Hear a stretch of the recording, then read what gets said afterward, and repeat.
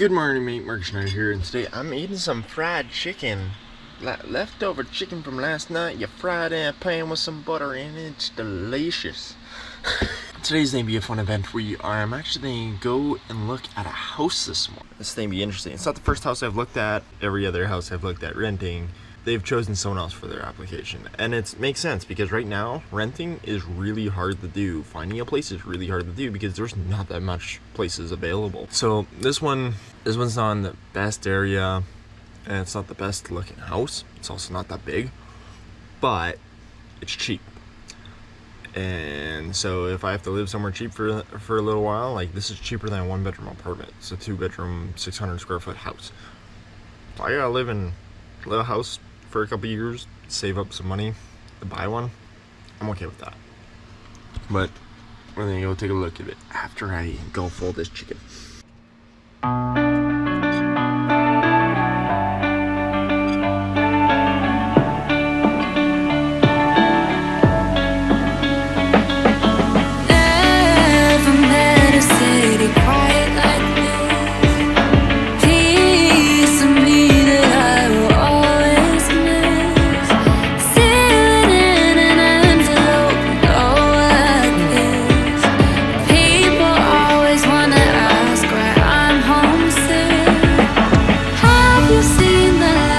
So it's a fairly small unit, but I think I'm actually going to do it because, well, I'm going to submit my application and hopefully I get it because it's affordable.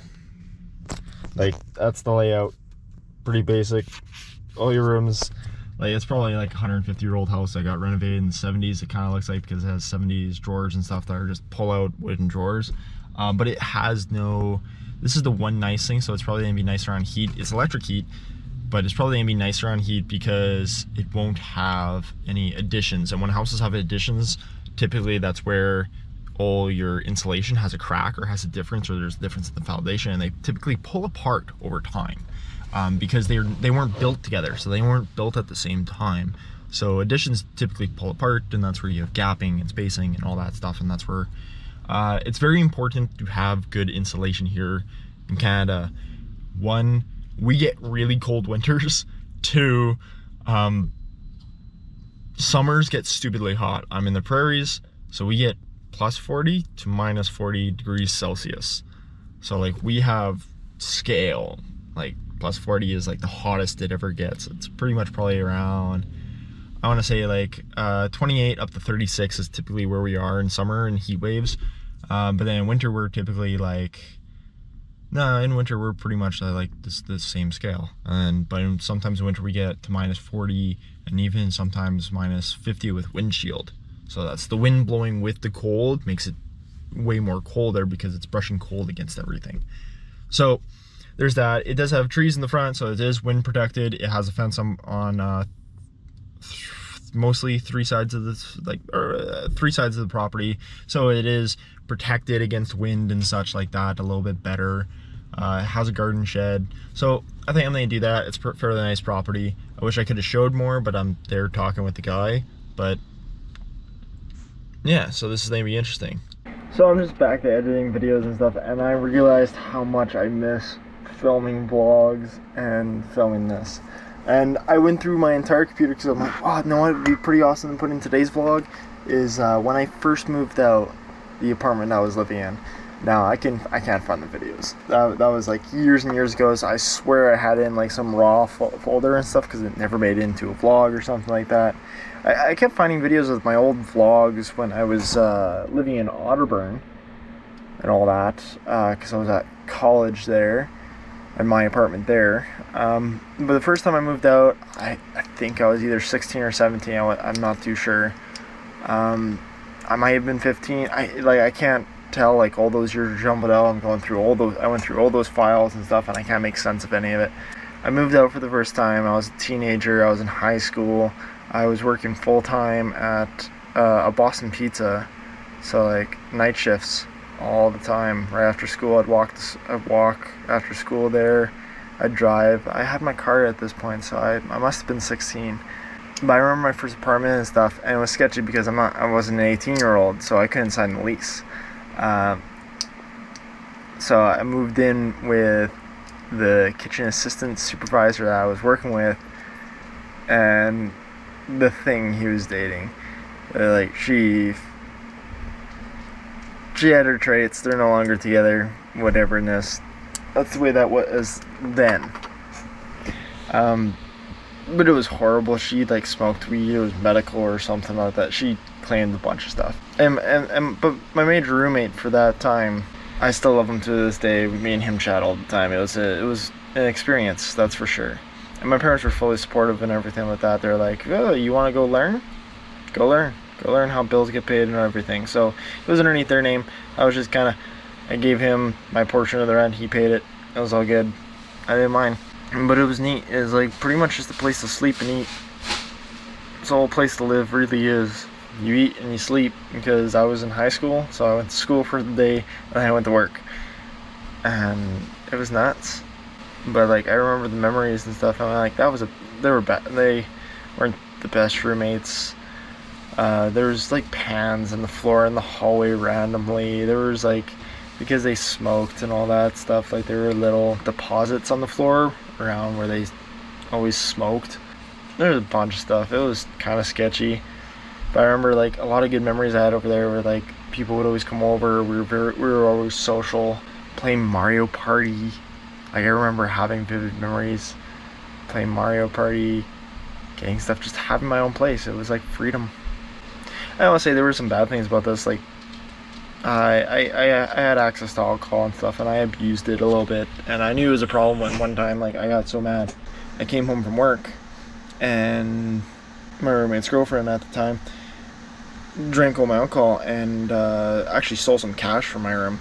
And I was quite pissed off because I was like, I need a drink. I just want a drink. None of this. And meanwhile, I'm like 16 years old, and I might have been 16, 17 years old. I don't fully remember then. So a while ago. And I was just so mad. I was just so pissed off and everything. I was like, I need a fucking drink. Where's my fucking drink? And I was like, I shouldn't need to drink the coke. Like, that's not good. And meanwhile, like, this was like months of stuff, and I was like, I was drinking quite a few bottles a week. Like, big 2-4s of liquor, hard liquor, not your little beer or anything like that, and hard liquor, and like, it was a problem. And that was the first time I moved out, and like, when I knew it was a problem, I phoned my parents and said, like, I can't do this. This is a lot for me. And they didn't know about the problem. They didn't know about the drinking problem until much later years. But it was like, I got an experience at a young age, and I caught it quite early on. I went like, there's a lot of responsibility here. And then the second time I moved out, I was in Audubon for college. So I moved out for college, for university. I dropped out a year later of university, but I went for university. I moved out first into the dorm, which is a whole different experience on its own. My roommate was kind of me and him didn't clash so well. Like, he was a good guy, full heart good guy, but me and him did not clash very well. It was an experience in itself. And then the second term, I rented this apartment just off campus for like $500 a month. And it was interesting. So there's some stories to be told there, and it was an experience. Like, I remember a couple girls came over, a couple things. Like, I would play my GameCube and stuff in my main room. I was making videos then, and there was a time where, when I was living in an apartment for $500, my car died, and I didn't have a job at the time because I'm in university. I'm just living off of tuition and stuff, pretty much. And my car died. Like, the alternator went on my car. I didn't know that at the time and stuff. I was not very mechanically inclined then. Like, I was mechanically inclined. I didn't know a whole lot about cars at that point in my life. That was like 2018, 2019. And so my car was like, the alternator was done. I can't afford it. Like, I was like kind of being like, well, it keeps dying. I was looking on forums and stuff. They're like, your alternator shot. And it was the alternator. It was shot. It wasn't charging the battery. So my car sat parked in front of my apartment for like a month, before I could save up scrounging. Like, and meanwhile, this is like into fall weather, into snow, And so I'm walking down the street, across the bridge, in the snow to get there until like a month goes by before I can actually afford the alternator. And then I order it, and it takes 2 weeks to get to me, and I get it. I think I got sent to the college, and they dropped it off, and then I went over it, and I remember being in snow, laying in the driveway underneath the car, pulling off the tensioner belt, and then pulling the alternator and putting the alternator on that car. It was a beat up old Sunfire, but there were some memories with that.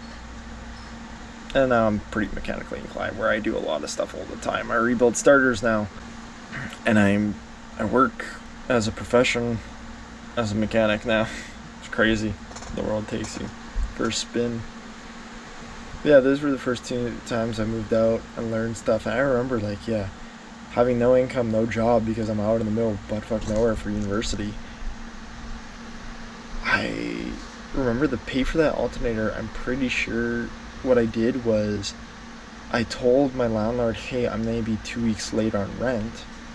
I went and applied for a job and got it, so I had to get the alternator. I got the alternator, fixed my car, drove to the job. No, I fixed the alternator. Then I phoned my CAA membership for car insurance, because I already paid for it the year prior, and you pay for it in year sums then. They came and boosted the car. Then I drove the car to the job, worked some money, and then I paid for my rent.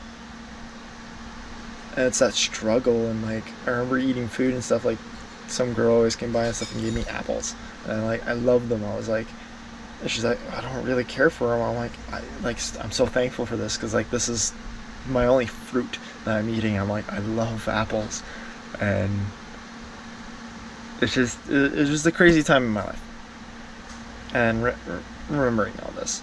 But yeah, so it's like, okay, now they move out. Now I'm actually having a stable career. Time to have my own stable place.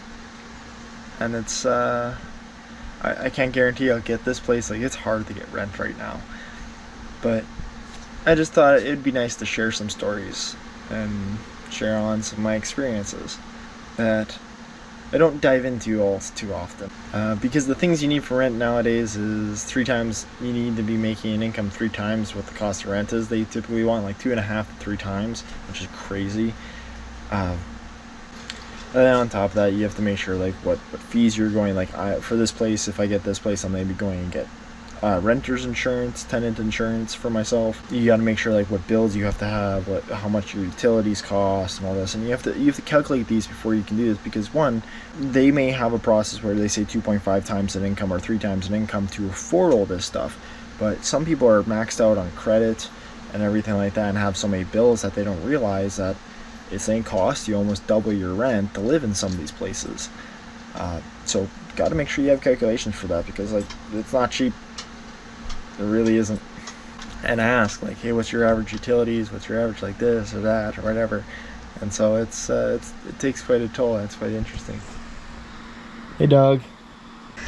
Also ask what fees there are, or if there is any fees, late fees, cancellation fees, how long the lease is. All this stuff is very important to ask. So thank you very much for watching this video. It's probably a boring vlog, but I'm going to get back to editing, and thank you for watching. Follow your dreams. Peace.